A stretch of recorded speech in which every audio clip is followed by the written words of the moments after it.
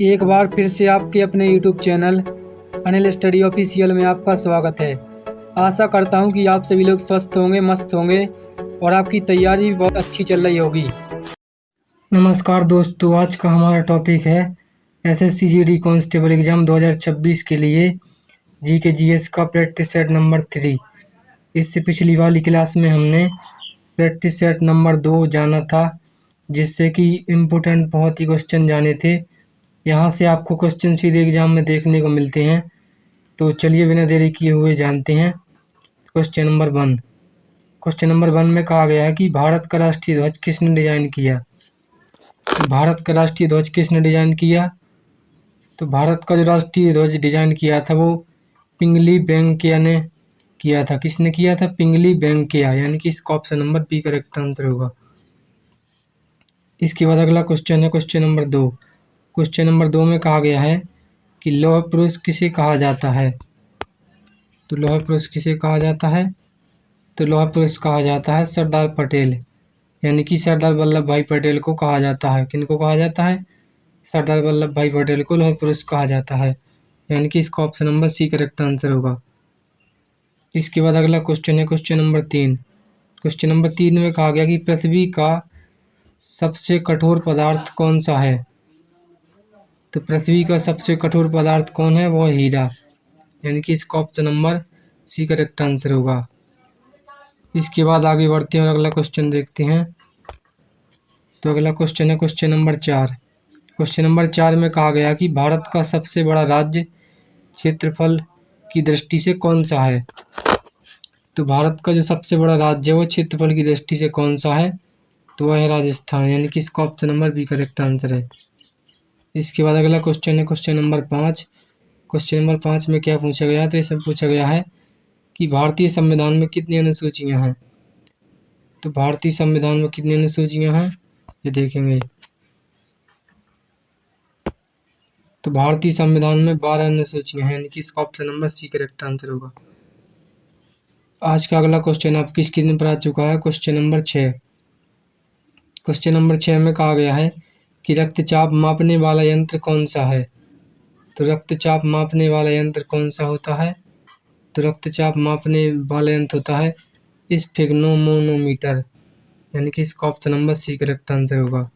इसके बाद अगला क्वेश्चन है क्वेश्चन नंबर 7। क्वेश्चन नंबर 7 में कहा गया है कि गीता किस महाकाव्य का भाग है।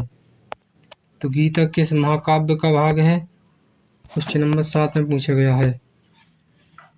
तो गीता किस महाकाव्य का काव्य है? तो ये महाभारत का काव्य है। किसका?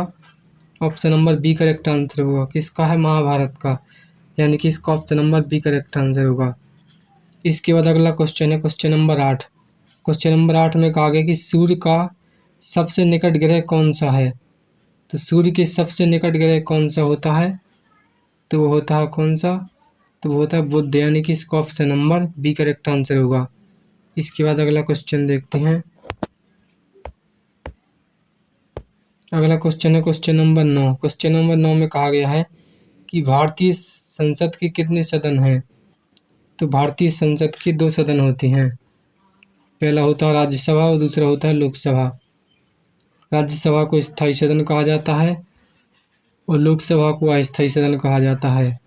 राज्यसभा के सदस्यों का कार्यकाल 6 वर्ष का होता है, लेकिन लोकसभा के सदस्यों का कार्यकाल 5 वर्ष का होता है।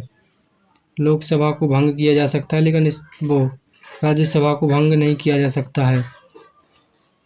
Question number 10। जननी सुरक्षा योजना किससे संबंधित है।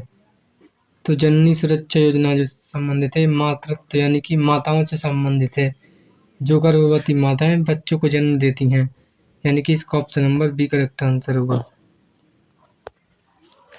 अगला क्वेश्चन है क्वेश्चन नंबर 11। क्वेश्चन नंबर 11 में कहा गया है कि विटामिन डी की कमी से कौन सा रोग होता है। तो विटामिन डी की कमी से कौन सा रोग होता है? तो होता है रिकेटस, यानी कि इसका option number C correct answer होगा। Question number 12। क्वेश्चन नंबर 12 में क्या पूछा गया है? जिसमें पूछा गया कि भारत का राष्ट्रीय जलीय जीव कौन सा है। तो भारत का राष्ट्रीय जलीय जीव कौन सा है देखेंगे।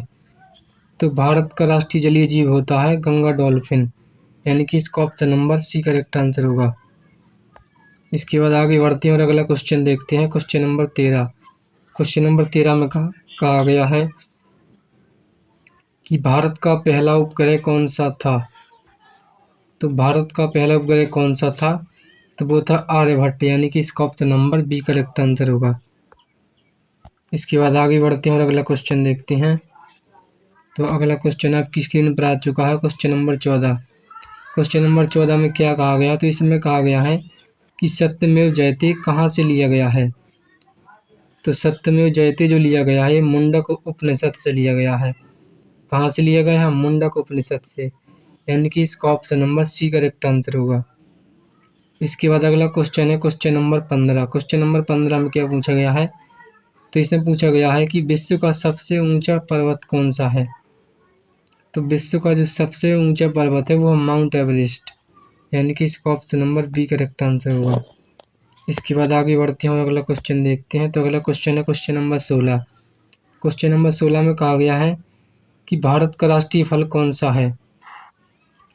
तो भारत का राष्ट्रीय फल कौन सा है, तो वो है आम, यानी कि इसका option number B correct answer होगा। इसके बाद अगला क्वेश्चन है क्वेश्चन नंबर 17। क्वेश्चन नंबर 17 में कहा गया है कि कंप्यूटर की स्थायी मेमोरी क्या कहलाती है। तो जो कंप्यूटर में स्थायी मेमोरी होती है उसको क्या कहा जाता है, ये देखेंगे। तो स्थायी मेमोरी को क्या कहा जाता है, तो स्थायी मेमोरी को रोम कहा जाता है। रोम का पूरा नाम क्या होता है, रैंडम ऑप्टिकल मेमोरी, यानी कि इसका option number B correct answer होगा। और रैम होती है, रैम बदलती रहती है। इसके बाद अगला क्वेश्चन है क्वेश्चन नंबर 18। क्वेश्चन नंबर 18 में कहा गया है कि भारत में पंचायती राज प्रणाली किससे संबंधित है। तो भारत में पंचायती राज प्रणाली किससे संबंधित है, ये देखेंगे। तो ये किससे संबंधित होती है, क्वेश्चन नंबर 18, तो ये होती है स्थानीय शासन से। कहाँ से होती है, स्थानीय शासन से, यानी कि जो गांव के प्रशासन से संबंधित होता है वो इसी में होता है। किस में होता है, जो भी गांव से संबंधित जानकारी होती है ना, गांव के प्रशासन से संबंधित, वो सब स्थानीय शासन में होती है, यानी कि इसका option number B correct answer होगा। इसके बाद आगे बढ़ते हैं और अगला क्वेश्चन देखते हैं। तो अगला क्वेश्चन है क्वेश्चन नंबर 19। क्वेश्चन नंबर 19 में कहा गया है कि ओजोन परत किस गैस से बनी होती है। तो ओजोन परत किस गैस से बनी होती है, जैसा कि नाम से ही स्पष्ट हो रहा है कि ओजोन, यानी कि ओजोन परत जो है ये ओजोन से ही बनी होती है। किससे बनी होती है, ओजोन से, यानी कि इसका option number C correct answer होगा। इसके बाद अगला क्वेश्चन है क्वेश्चन नंबर 20। क्वेश्चन नंबर 20 में क्या कहा गया है, तो इसमें कहा गया है कि भारत का राष्ट्रीय कैलेंडर किस पर आधारित है। तो भारत का जो राष्ट्रीय कैलेंडर होता है ये शक संवत पर आधारित होता है। किस पर होता है, शक संवत पर, यानी कि इसका option number B correct answer होगा। किस पर होता है, शक संवत पर। आशा करता हूँ कि आप सभी लोगों को GK/GS का प्रैक्टिस सेट नंबर 3 अच्छी तरह समझ में आया होगा। इसी प्रकार की बेस्ट एजुकेशनल वीडियो के लिए हमारे चैनल को सब्सक्राइब करें और वीडियो पसंद आया हो तो वीडियो को लाइक शेयर कमेंट करें। तब तक के लिए धन्यवाद, मिलते हैं नेक्स्ट वीडियो में।